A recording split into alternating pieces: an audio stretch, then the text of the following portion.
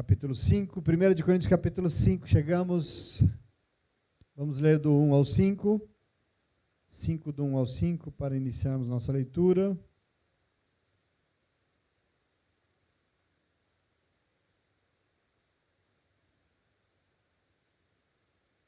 Aleluia.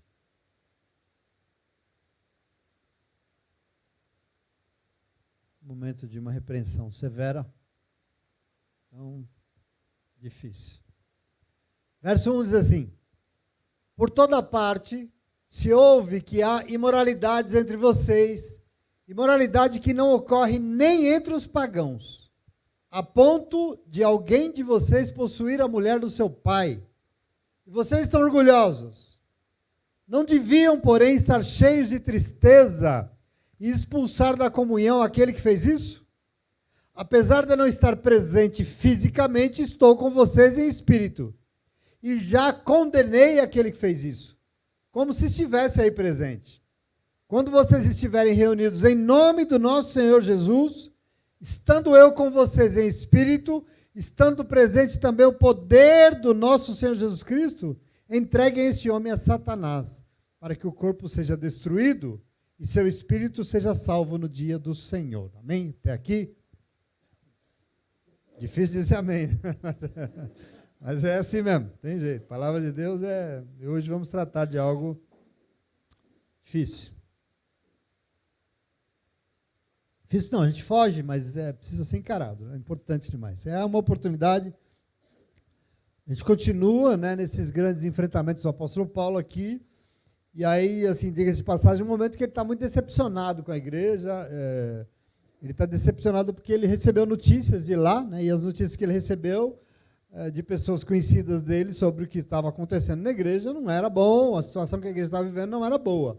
Nós já vimos no capítulo 4, só para rememorar um pouquinho aqui, ele falando bem pesado contra as divisões, que era aquela igreja era dividida, quer dizer, o diabo estava destruindo a obra do Espírito Santo de Deus através das divisões.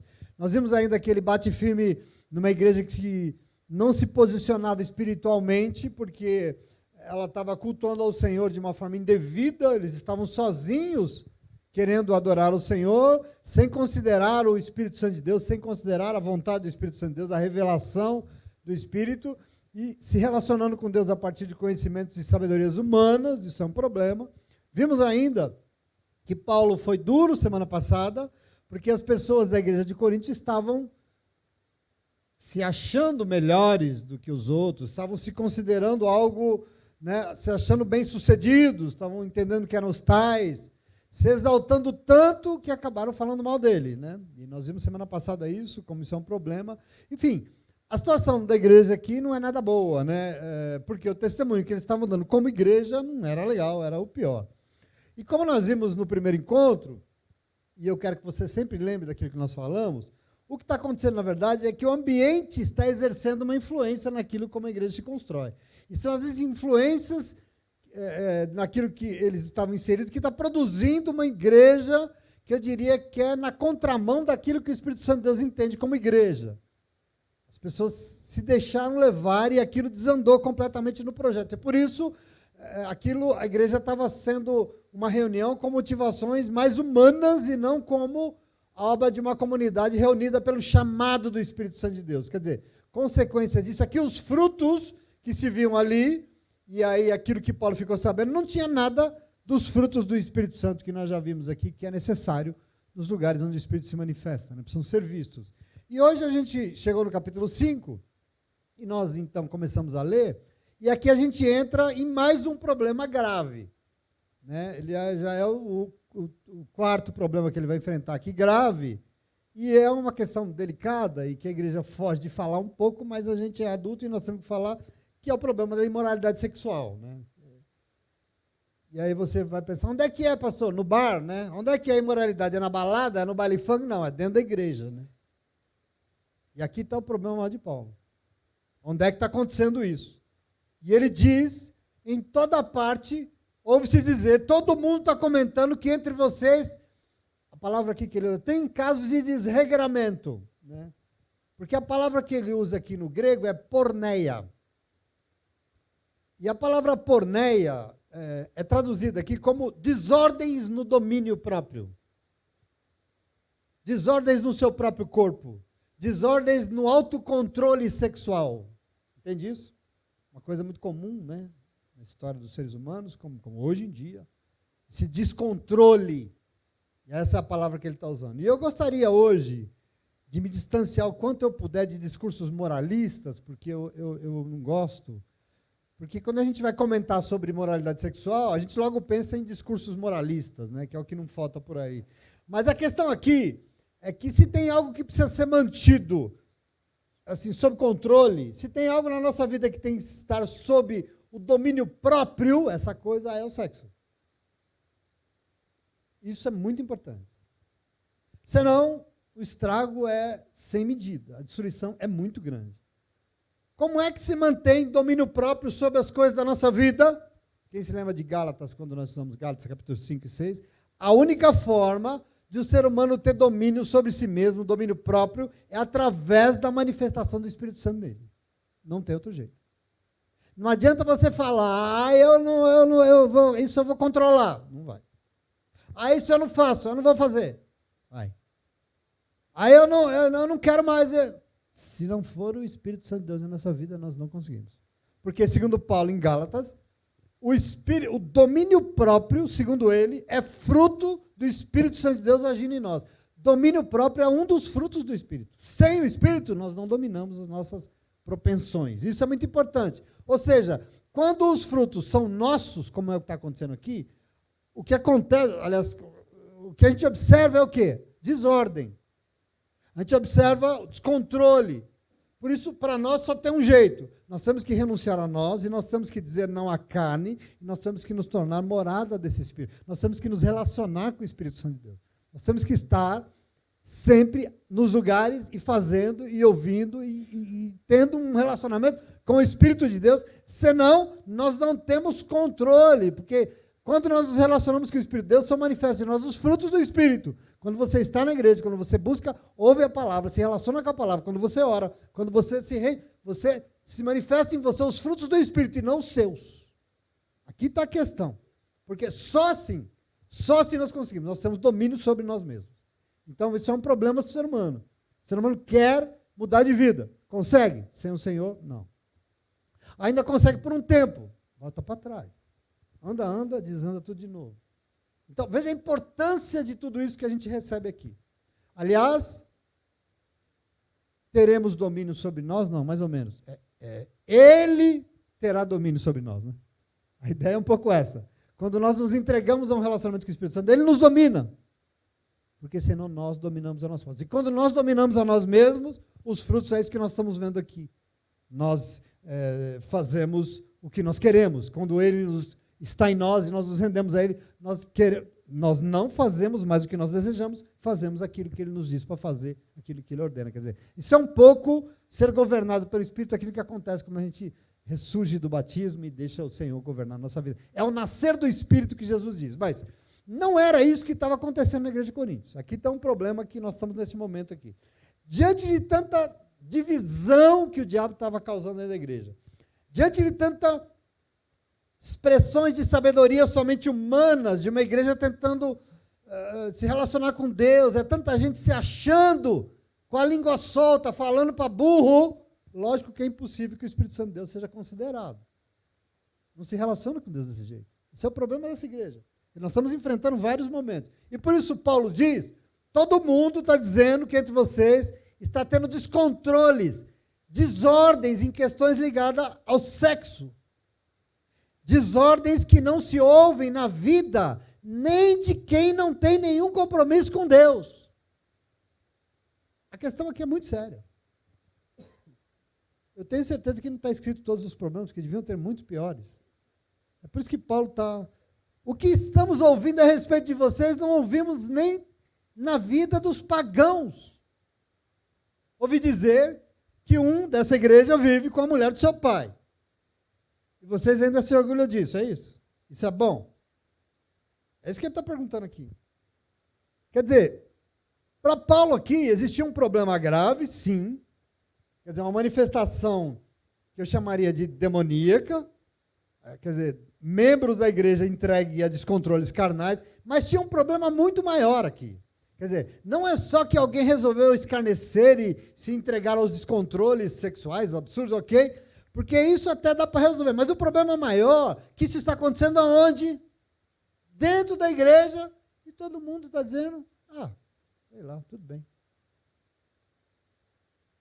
Então o problema maior dele? Aqui está o que incomoda. Ele fica irado, porque para as pessoas dentro da igreja, beleza. Fazer o quê, né? É assim mesmo. Né? Todo mundo faz, né? Fazer o quê? E aí ele vai dizer, tudo bem? Como assim tudo bem? Tudo bem não.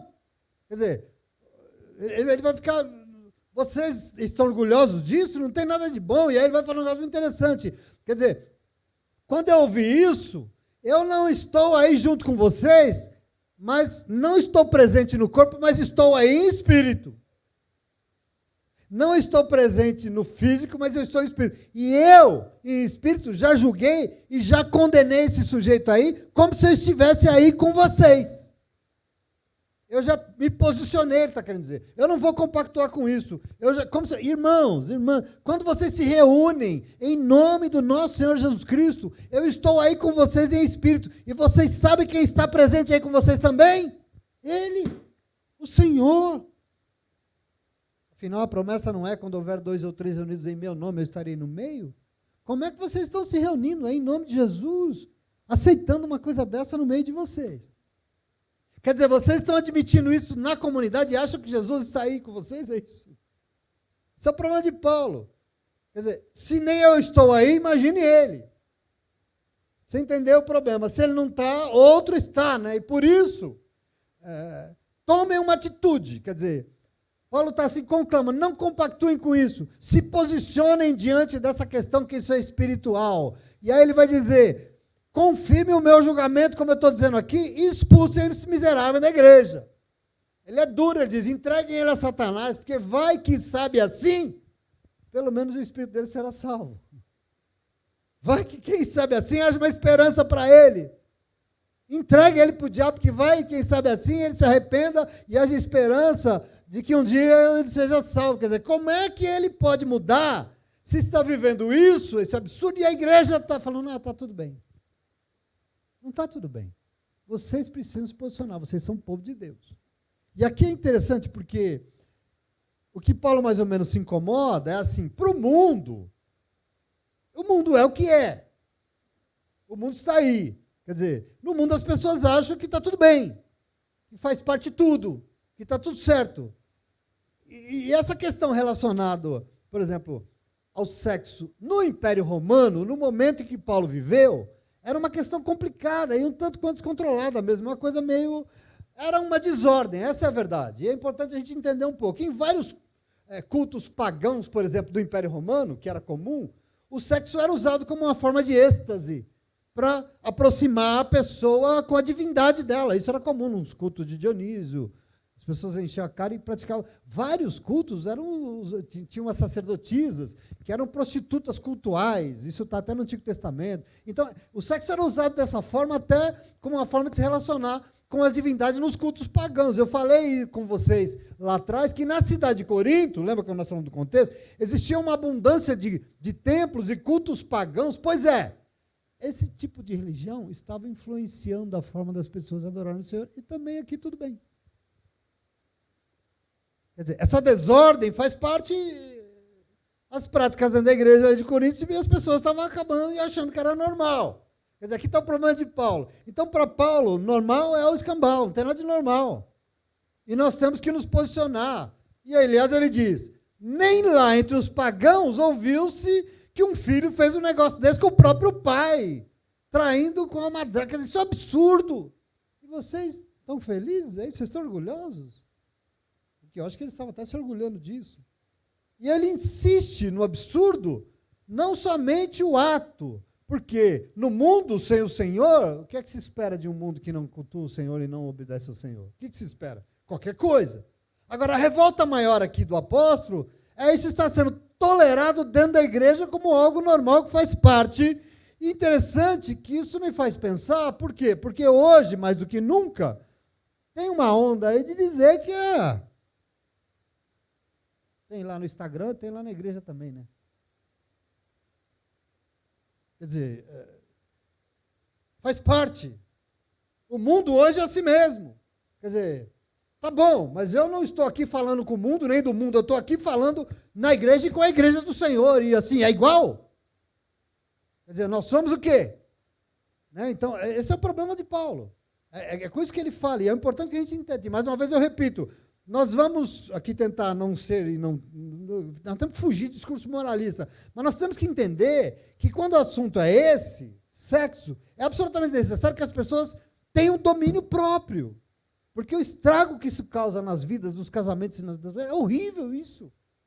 A gente ouve coisas, às vezes, que, senão as bases daquilo que nos sustentam vai por água abaixo. E a gente, às vezes, não quer encarar esses assuntos que é tão importante. No exemplo de Coríntios, por exemplo, acabou as bases de uma família e de uma igreja. E se a gente não cuidar, da nossa também.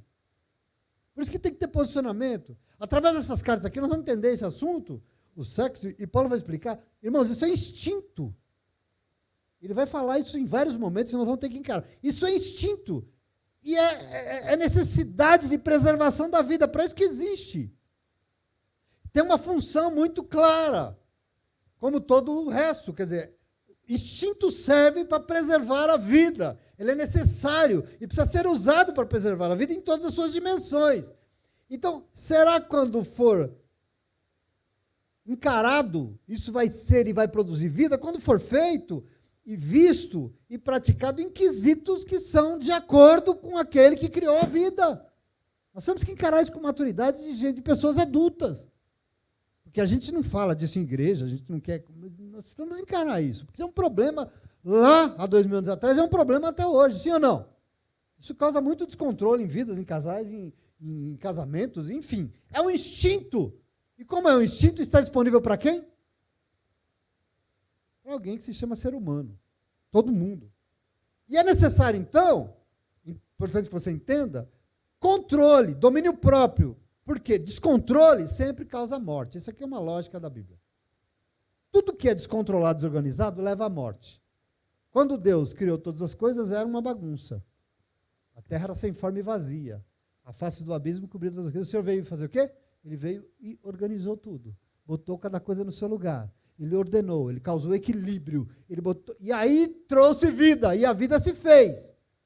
E a vida nasceu. Então é importante que todo instinto que você precisa entender, ele é assim, devidamente controlado produz vida. Todos os instintos controlados produzem felicidade, abundância, completude. Todo instinto controlado é fonte de prazer. Agora, um instinto descontrolado, um instinto sem domínio próprio, só produz morte, destruição. Só causa divisão, acaba com tudo. E assim é com o sexo. Mas não só. Assim é com o prato de comida, por exemplo. Né? Estava falando isso agora. Um prato de comida que você precisa ter domínio sobre aquilo. Senão ele domina você e ele produz o quê? Te adoece, mata, sim ou não? Assim é com a bebida, sim ou não?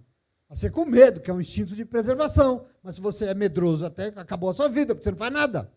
Quer dizer, é um instinto, e nós temos que entender isso. A ira e tudo mais. E domingo você ouviu aqui, por exemplo, que para a vida funcionar é necessário uma certa organização. A vida só acontece no equilíbrio. E para o mundo funcionar também. E assim, cada coisa existe com um propósito. Deus não faz nada ao acaso. Existe um propósito. E precisa acontecer todas as coisas dentro desse propósito, senão acaba com a vida e o mundo vira um caos.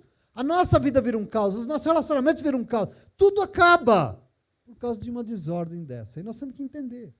Para que existe, por exemplo, você já parou para pensar, casamento? Por que a gente casa? Ah, eu caso porque eu quero ser feliz. Você acha que você casa? Ah, eu caso porque eu quero me dar bem. Ah, eu caso, mas casamento existe só para dar dor de cabeça. Será que é isso? Qual que é o propósito? Por que a gente casa? Casamento existe para preservar a vida, queridos. Casamento existe, foi o que o Senhor diz, para preservar a vida. Imagine você se não existisse casamento. Imagine se os filhos nascessem e o mundo sem casamentos. Como é que ia ser a vida? Como é que ia ser essas crianças? Imagine se não existisse uma estrutura. Como é que essas crianças seriam formadas sem um pai, uma mãe, sem irmão, sem um lar, sem uma casa, sem a proteção, sem um abrigo, sem o cuidado? Como é que ia ser?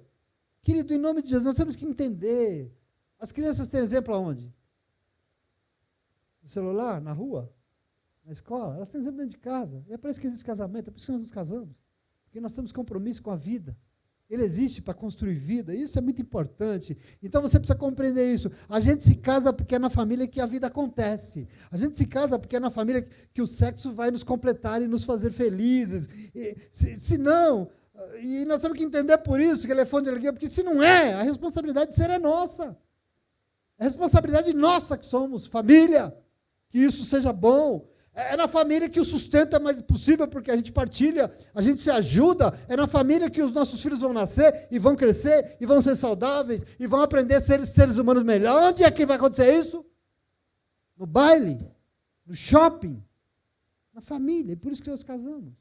E nós temos que entender isso. Independente, aliás, anotei independente desse discurso furado, fundamentalista corrente aí, falando sobre os valores da família, né?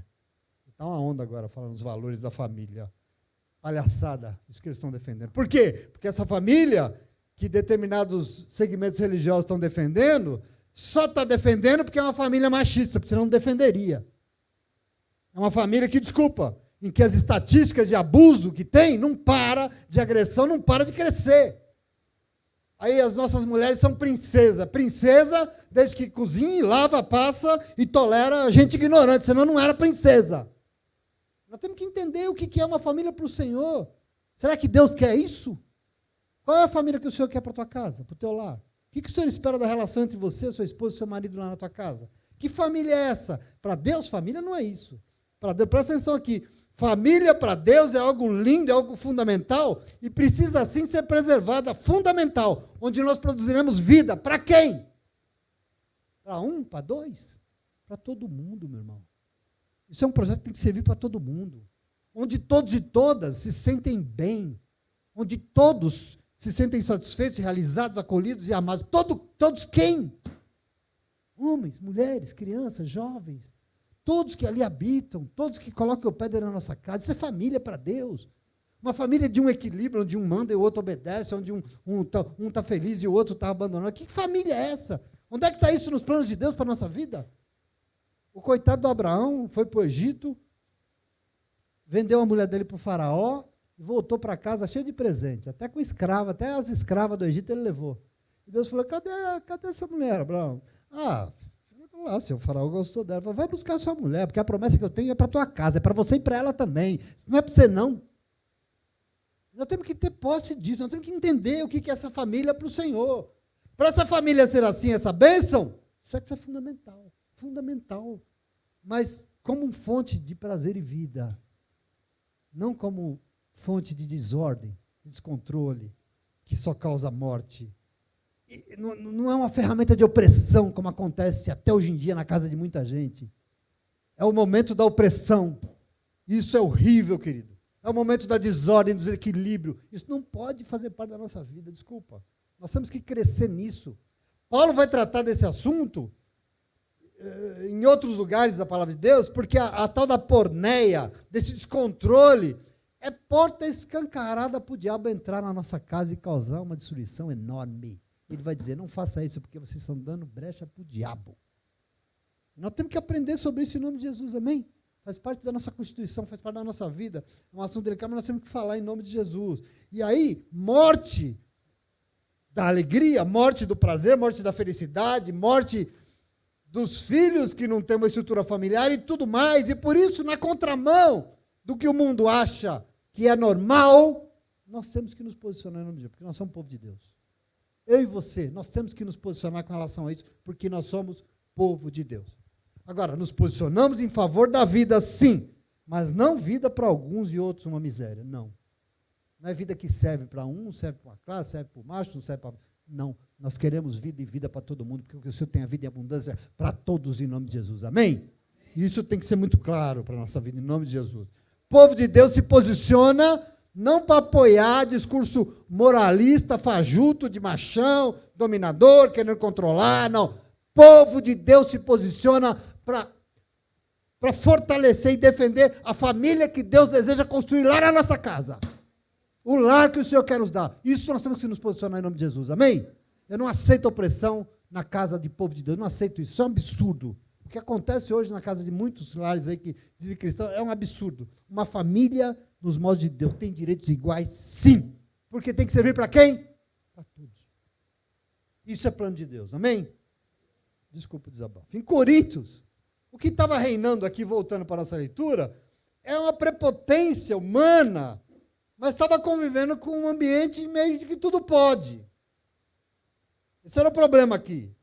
E assim uma igreja cheia de pessoas se estufando, se achando, e pior, achando que com Deus estava tudo bem do mesmo jeito. E você sabe que isso não existe. Veja o versículo 6. 6 a 8. Paulo vai dizer assim, o orgulho de vocês não é bom. Vocês não sabem que um pouco de fermento faz toda a massa ficar fermentada? Livrem-se do fermento velho, para que sejam massa nova e sem fermento, como realmente vocês são. Pois Cristo, o nosso Cordeiro Pascal, foi sacrificado. Por isso, celebremos a festa, não com fermento velho, nem com fermento da maldade e da perversidade, mas com os pães sem fermento da sinceridade e da verdade. Aqui. Só para você entender um pouco meio o que estava acontecendo com essa igreja e como isso deixou Paulo tão... Quer dizer, diante dessa arrogância humana, que Paulo diz, isso não tem nada de bom, isso não é bom para vocês. Ele traz um elemento aqui que nas Escrituras sempre foi usado para simbolizar algo que Deus não espera de nós. Desculpem quem faz pães tão gostosos assim, Denise, que manuseia como ninguém esse negócio, mas fermento não é uma coisa boa na Bíblia. Deus não gosta. Então não posso usar mais, pode, não tem problema, não podemos ser literal, tá bom? Mas na Bíblia, nas Escrituras, simboliza tudo aquilo que o ser humano não pode ser, e Deus não espera o quê? Fermento. Quem se lembra da ordem no Êxodo, dada para o povo celebrar a festa da Páscoa? Tinha que fazer e comer pães sem fermento. O tal dos pães asmos, né? Que é isso? A Páscoa é a festa do pão sem fermento. Por quê? Porque pão sem fermento é um pão que não estufa. Quem já fez pão aqui, né? Sabe? Até os pães árabes, você põe lá uma bolachinha no forno, ele vira um balão. Pão sem fermento é um pão que não estufa. Então, a analogia que Paulo faz aqui com a nossa vida é que nós também temos que ter uma vida sem fermento. O que ele está querendo dizer aqui? Ser humano com fermento é ser humano que... Peito de pomba. E você sabe que fermento estufa de dentro para fora, né? Fermento não é de fora para dentro, ele é de dentro para fora.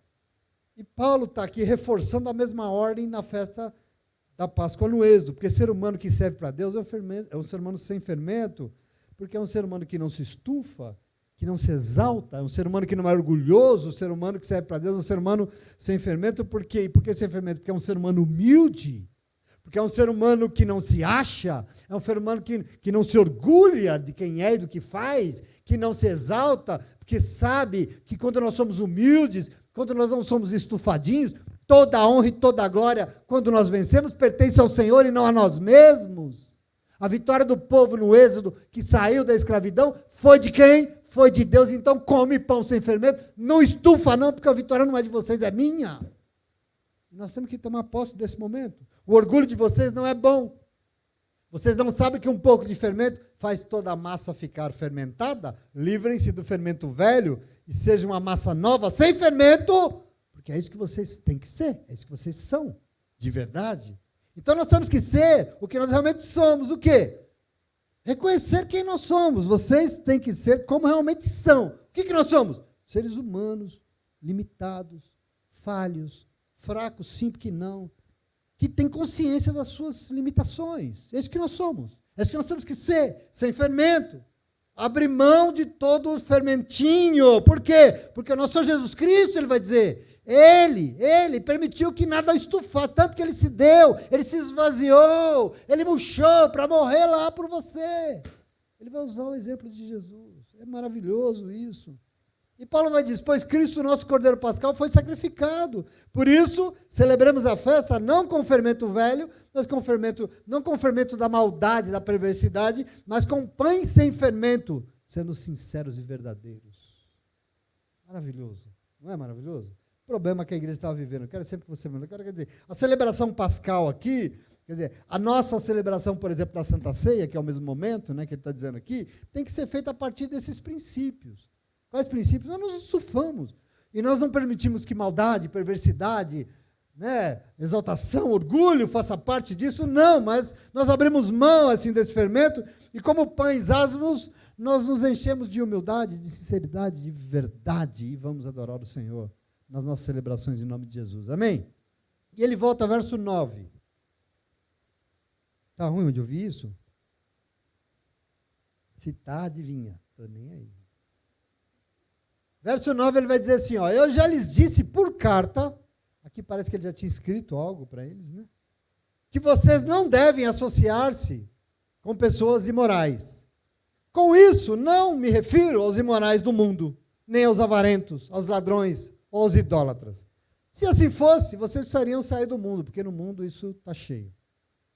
Mas agora, estou escrevendo a vocês que não devem associar-se com qualquer que, dizendo-se irmão, seja imoral, avarento, idólatra, caluniador, alcoólatra ou ladrão. Dizendo-se irmão. Como tais pessoas você não deve nem comer, pois como haveria eu de julgar os de fora da igreja? Não devem vocês julgar os que estão dentro, Deus julgará os de fora. Portanto, expulsem esse miserável do meio de vocês. Ele falou perverso, não falou miserável. Miserável é por minha conta. E tudo isso porque quem se estufa, quem se acha demais, quem é orgulhoso, só produz fruto estragado mesmo. Esse é o problema de Paulo. E Paulo vai dizer, não concordem com isso, não cedam a isso. No início do capítulo, ele começou aqui no início do capítulo dizendo, vocês estão se orgulhando disso aí que está acontecendo? Parece que eles... Tudo, até se orgulham. Vocês estão orgulhando disso aí? O irmão que está fazendo esse negócio aí, vocês estão achando que ele é moderno, é isso? Ele é moderninho? Vocês estão felizes com isso? Se posicionem. Não concordem com esse descontrole, com essa desordem. E olha que eu não estou falando com as desordens do mundo, eu estou falando com as desordens dentro da igreja. E aqui está o problema. Não me refiro aos imorais deste mundo, avarentos, ladrões, não. Se assim fosse, vocês só vão sair do mundo. Eu estou dizendo aqui com vocês que vocês não podem concordar com pessoas que se dizem irmãos e irmãs, que congregam com vocês, cometendo tais coisas. Atitudes que não fazem parte da nossa vida. Não pode. E ele vai falar moral, avarento, idólatra, Paulo era bom de vocabulário, caluniador, alcoólatra ou ladrão. Com tais pessoas nós não devemos nem comer. Ele é bem linha dura. Porque como é que nós vamos poder falar das pessoas que estão fora da igreja se nós aceitamos as mesmas coisas dentro? Os de fora, sabe o que você faz? Deixa para Deus. Agora, aqui dentro, o povo de Deus precisa se posicionar e dizer o que serve e o que não serve para a sua vida. Porque quando nós estamos lá, pode. Quando nós estamos aqui, não pode. O posicionamento tem que ser nosso. E aí, só para você entender, tudo isso aqui que Paulo, e é importante dizer isso, fala tão enfaticamente, não é porque nós temos que ficar dentro da igreja, assim, julgando as atitudes das pessoas. Porque quem faz isso acaba se achando melhor do que os outros. Não é essa a questão. A questão é que nós temos que nos posicionar diante de alguém. Nós temos que nos posicionar diante daquele que constantemente quer vir neste lugar quando nos reunimos em nome dele. Diante de Deus, se não se posiciona, não tem Deus. E nós, como igreja, temos que tomar posse disso. Nós nos posicionamos diante dele, porque nos reunimos em nome dele, e se nós não nos posicionarmos diante de determinadas coisas, que a gente diz que lá fora é normal, o que acontece é que nós vamos nos reunir, e tudo bem com isso, mas quem realmente importa na nossa reunião vai ficar de fora. Ele não compactua com isso, e isso para Paulo é terrível. Nós não podemos admitir isso, porque a razão maior e primeira deste lugar e da nossa reunião aqui, sabe quem é? É ele, tem que ser ele. Mas para ele estar, tem que ter posicionamento nosso de vida, em nome de Jesus, amém? Isso é muito importante. E o Senhor tem planos a nosso respeito. Ele tem... E os planos dele incluem uma certa organização, equilíbrio, respeito. Os planos do Senhor incluem igualdade, comunhão, amor, dignidade, felicidade, dessas coisas. Eu e você não podemos abrir mão em troca de descontroles pessoais de gente que só pensa em si mesmo. Não dá. Porque a gente já convive um tempo com isso, sim ou não? Tantas situações que você olha, esse cara só está pensando nele. E está, em detrimento disso, desonrando tudo. A gente não pode conviver com isso. Em nome de Jesus, amém? E se tiver que falar, nós vamos falar, desculpa. Nós não podemos abrir mão. Se quer fazer o que quer, desculpa, esse lugar aqui não é para você. O teu lugar não é aqui. Desculpa. Não sou eu, é Paulo que está mandando, tá? A gente tem que dizer. Aqui não é lugar da gente fazer o que a gente quer. Aqui é lugar de gente que aceita ser morada do Espírito Santo de Deus e aceita ser dominado por ele. Esse é o lugar. Agora eu quero fazer do meu jeito. O problema é seu, não. Isso aqui não é o seu lugar. Vai fazer o que você quiser, onde você quiser. Aqui não. Isso é muito importante que a gente entenda e diga, porque esse é o problema de Paulo. Aqui não é lugar de quem quer fazer o que quer, porque acha que é o melhor para si. Aqui é lugar do Espírito Santo e de gente que só aceita fazer aquilo que sirva para o bem de todos e todas. Amém? É muito importante esse nosso posicionamento. É muito importante. Aqui é casa de Deus. Aqui é lugar que se reúne o povo, que se rende ao Senhor. Aqui é lugar do Espírito Santo de Deus dizer o que tem que ser e nós nos rendemos a Ele, não ao que nós queremos fazer. E está acabado. Ah, mas eu quero fazer o que você vai fazer em outro lugar. Aqui não. E está acabado. Amém? E chegamos no capítulo 6, vou ler o começo e eu já acabo. Verso 1. Do 1 ao 4. Se algum de vocês tem queixas contra outro irmão, como ousa apresentar a causa para ser julgada pelos ímpios, em vez de levá-la aos santos? Vocês não sabem que os santos hão de julgar o mundo? Se vocês hão de julgar o mundo, acaso não são capazes de julgar as coisas de menor importância? Vocês não sabem que haverão de julgar os anjos? Quanto mais as coisas dessa vida. Portanto, se vocês têm questões relativas às coisas dessa vida, designem para juízes os que são da igreja, mesmo que sejam os menos importantes. Né? E eu entro no capítulo 6, e aqui eu entro no quinto problema de Paulo, que ele vai enfrentar naquele testemunho, diante dos problemas que estavam acontecendo na igreja, que não eram poucos, vários. Entre as pessoas da igreja, os irmãos da igreja estavam levando os irmãos da igreja diante dos tribunais romanos. Isso está acontecendo. Olha o testemunho dessa igreja, que da hora.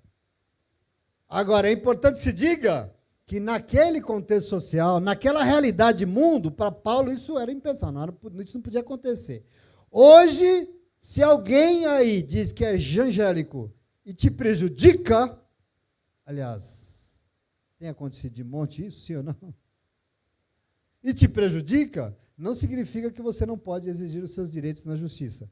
Não só pode, como deve. Se precisar de um advogado, você liga. A gente arruma um. Existe uma questão importante aqui que nós precisamos entender. Porque, para Paulo, essa primeira igreja, para ele era a comunidade dos santos. Esse contexto inicial. E essa comunidade dos santos seria escatologicamente arrebatada pelo Senhor para com ele julgar o mundo. Essa é a compreensão dessa primeira igreja, a comunidade escatológica. Nós já falamos disso um pouco. Por isso Paulo diz, vocês não sabem que os santos hão de julgar o mundo?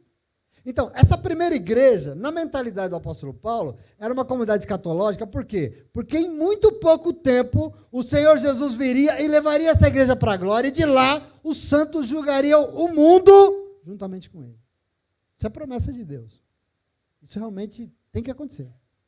E Paulo esperava isso por um momento muito ali. Inclusive ele vai dizer, se vocês são responsáveis por julgar o mundo até os anjos caídos, porque a Bíblia diz que nós vamos julgar os anjos caídos, não conseguem julgar e resolver um problema entre vocês, vocês têm que levar diante de tribunais romanos, de gente que é ímpia.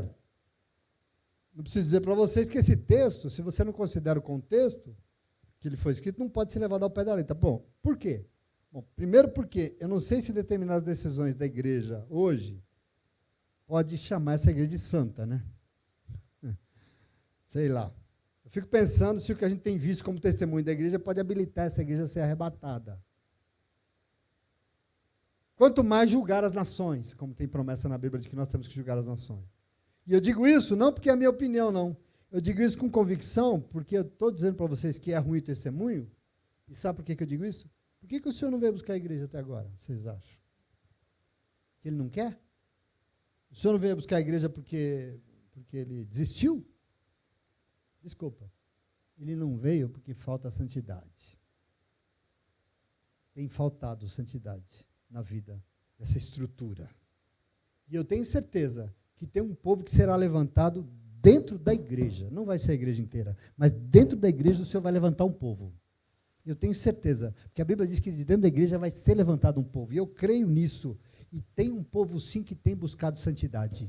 Isso, para mim, é muito sério. Hoje em dia, desculpa, o que eu vou dizer aqui, não vou dizer porque é constatação. Hoje em dia, os piores testemunhos que a gente tem visto têm vindo de dentro da igreja. Isso, para mim, é horrível. É horrível. Porque como é que nós podemos ser os santos que vai ser levado pelo Senhor para julgar as nações com um testemunho desse? E é por isso que eu não sei se essa igreja vai, mas de dentro dessa igreja vai sair um povo que tem compromisso com o Senhor e realmente busca a santidade que Ele espera de nós. E que sejamos nós esse povo. Que seja você, que seja eu. É um posicionamento de vida que nós temos que ter, querido, em nome de Jesus. Como é que o Senhor vai voltar diante do testemunho? Não vai, desculpa. Para mim isso é muito claro. A igreja de Corinto estava uma laira. 2000 anos de história de uma igreja que insiste em envergonhar o nome do Senhor em tanta coisa que faz. E o Senhor quer voltar. E o Senhor quer levar a igreja. A igreja não vai, Ele vai escolher um povo dentro dessa igreja. Eu tenho certeza disso. Então eu quero que você, meu irmão, em nome de Jesus, ele não voltou ainda, porque o testemunho não é bom. Desculpa, eu creio nisso. E por isso eu prego. É por isso que eu oro. É por isso que a minha palavra é assim. Porque a minha esperança é que o verdadeiro povo de Deus não se omita. Não se envolva, mas se posicione diante do Senhor. Que a verdadeira comunidade do Cristo vivo sempre se manifeste e viva a santidade, porque isso é condição de salvação. Santidade. A gente fica discutindo se condição de salvação é batismo, se você tomar Santa Ceia, vai ser salvo os que levantaram a mão, que aceitaram Jesus. Condição de salvação é santidade. Porque como é que se não é santo vai ir lá para o céu? Não vai. Não vai, desculpa. E nós temos que nos posicionar. E finalmente nós vamos ver, e ele vai voltar. Eu tenho certeza disso. E ele vai levar um povo que se compromete com ele. De que igreja? Eu não sei. Quem se comprometer com a santidade que ele espera de nós. E aí nós vamos ver, e nós vamos viver, e nós vamos ser aquilo que ele planejou que nós seríamos em nome de Jesus. E as promessas dele vão se cumprir. Amém? Amém. E eu termino no versículo 5 até 11. Vou terminar deixando um BO para vocês. Eu não vou acabar de falar, não dá. Ele diz assim, ó. Digo isso, sabe para quê? Para envergonhar vocês. Digo isso para envergonhá-los. Acaso não há entre vocês alguém suficientemente sábio para julgar uma causa entre irmãos? Mas ao invés disso, o irmão vai ao tribunal contra o outro irmão, e isso diante de descrentes, o fato de haver litígios entre vocês já significa uma completa derrota da igreja. Por que não preferem sofrer a injustiça? Por que não preferem sofrer o prejuízo? Ao invés disso, vocês mesmos causam injustiças e prejuízos para os irmãos, ou entre os irmãos. Vocês não sabem que os perversos não entrarão no reino de Deus? Não se deixem enganar. Nem imorais, nem idólatras, nem adúlteros, nem homossexuais passivos ou ativos, nem ladrões, nem avarentos, nem alcoólatras, nem caluniadores, nem trapaceiros herdarão o reino de Deus. Assim foram alguns de vocês, mas vocês já foram lavados, santificados, justificados no nome do Senhor Jesus e no Espírito Santo do nosso Deus. Estou encerrando com o B.O. E eu estou falando para envergonhar vocês mesmo, ele diz. É para envergonhar, porque vocês se dizem tão sábios, né? Vocês têm tanta sabedoria, mas não tem ninguém sábio o suficiente aí para julgar uma causa entre vocês? A igreja que se estufa e diz que é toda, né? Um irmão leva o outro para ser julgado por gente que nem conhece o Senhor e não sabe o que é a justiça do reino de Deus. Quer dizer, não é que Paulo quer desacreditar os tribunais romanos aqui, é que para ele, um servo é uma serva de Deus. A conduta de um santo não pode, é imaginável estar diante de um tribunal de uma pessoa, um romano, descrente, sendo julgado por algo que fez ou por um crime, uma injustiça, que fez contra o outro irmão. Isso para ele é uma vergonha. É uma vergonha. Diante de uma pessoa que nem justifica. Quer dizer, vocês foram justificados por Deus, vocês aceitaram Jesus. E cadê a justiça? Isso que é um absurdo para ele. O fato de haver litígio entre vocês já demonstra que vocês desandaram como povo de Deus. Quer dizer, por que vocês não se diminuem? Por que vocês não se humilham? Ao invés disso, vocês mesmos estão causando injustiças e prejuízos contra os próprios irmãos. É triste, infelizmente é triste. O testemunho de quem deveria ser santo parece que não vai muito bem aqui, né? E por isso Paulo vaticina aqui, não se deixe enganar, não tem salvação nisso.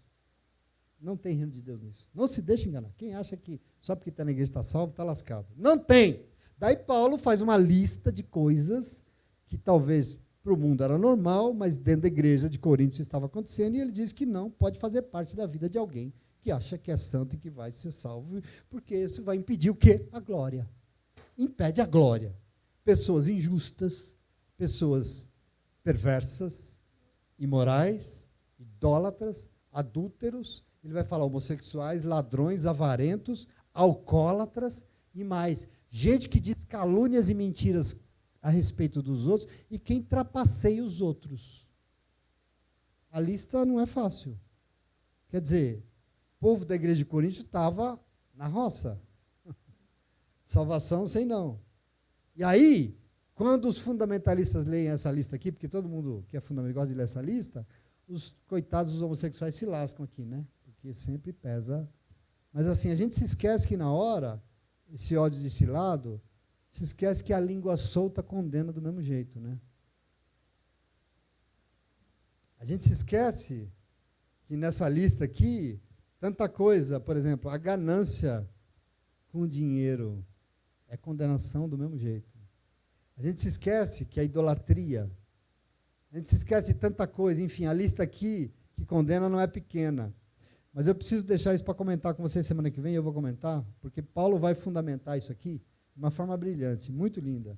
Aquilo que ele escreveu no verso 9 e 10, ele vai explicar o que acontece. Porque o grande problema dessa lista é que ela revela algo muito complicado. Ela revela a realidade de uma pessoa que não se rende ao Espírito de Deus e insiste, se rende aos descontroles e aos desequilíbrios. Aqui está o problema. E eu quero que você tome posse disso em nome de Jesus. E por essa razão eu encerro hoje, reafirmando sobre essa importância do domínio que nós temos que ter sobre nós. Aqui é o problema desses capítulos, que fala dessa desordem. Nós temos que ter domínio. Instintos existem, eles fazem parte de nós, instintos atuam dentro de nós, não existe vida sem instinto. Por exemplo, todos os animais do planeta são instintivos, né? Cachorro, gato, galinha, todo mundo. Os instintos determinam as necessidades para que a vida aconteça. Sem o instinto da fome, você não come. Não come e morre. E assim é com a sede, assim é com o medo, assim é com o sexo. Entretanto, nós, seres humanos, apesar da nossa origem, fomos criados no mesmo dia dos animais, nós somos seres criados à imagem e semelhança de Deus. Isso traz uma diferença em nós. O que significa isso? Significa que nós não somos como os animais controlados somente por instintos. Ok? Está claro isso? Nós não somos descontrolados e controlados só por instintos. Por quê? Porque somos seres que se rendem ao Espírito de Deus. Aqui está a nossa diferença. E por isso nós temos instintos, mas eles são controlados. Nós temos controle sobre ele porque o Espírito é em nós. A vida, e para a vida acontecer, é necessário equilíbrio, organização, e assim seres humanos sem o Espírito de Deus são seres humanos desequilibrados, seres humanos desorganizados, seres humanos sem vida, seres humanos que fazem o que dá na telha. Isso é vida sem Deus, não é vida de povo de Deus, como estava acontecendo com essa igreja. E nós temos que tomar posse disso em nome de Jesus. Como triste testemunho dessa igreja, nós precisamos entender que quando em nós habita o Espírito de Deus, em nós tem organização, tem controle, tem equilíbrio, tem domínio sobre tudo aquilo que está aqui dentro, em nome de Jesus. Amém? Quando ele em nós habita, é revelado o que a palavra de Deus chama de santidade. Santos somos quando o Espírito habita em nós e ele domina as nossas atitudes, o nosso pensar, os nossos desejos. E eu quero que você tome posse dessa palavra nessa noite, que você possa sair daqui convicto de que nós precisamos clamar. A Lê tem razão, né, Lê? Nós precisamos abrir nossa boca e clamar a Ele. Porque nós entregues a nós mesmos, meus irmãos, a gente não vem para a igreja, a gente fica entregue a nós mesmos. A gente entrega os nossos pensamentos, não é bom, os frutos não são bons. Nós precisamos clamar e nos entregar, nós precisamos ouvir palavra, nós precisamos adquirir aquilo que nós precisamos saber que não são os nossos instintos que mandam em nossa vida. Não, nós temos que ter domínio próprio, domínio sobre as nossas paixões, sobre os nossos desejos, e utilizar tudo isso com equilíbrio e controle, porque nós vamos usar, faz parte da vida, mas equilibrado, produzindo vida, produzindo saúde, porque tudo que Deus nos deu é isso, e tudo que você faz, tudo tem que ser para glorificar o nome dele, em nome de Jesus. Tudo, não importa o quê. Almoce glorificando o nome do Senhor. Dê testemunho, querido, porque assim nós seremos santos e santas, que vivem para a glória do nome do Senhor. Amém? Do povo de Deus, a palavra é dura, sabe por quê? Porque de nós é esperado algo diferente. Esse era o problema de Paulo. Porque nós contamos com ajuda que ninguém conta. Eu e você. Nós contamos com auxílio luxuoso. Nós somos o povo do Espírito Santo. E ele veio hoje aqui para nos conclamar a ser dele. Porque ele quer cada um de nós em nome de Jesus. Amém? Você entende isso? Está claro esse negócio? Tá? Então pode aplaudir ele. Glória a Deus. E fica de pé aí, vamos adorar. Graças a Deus. Aleluia. Que a tua igreja te sirva melhor, vestida de obras, repleta de amor. Que o seu coração seja um bom guardador.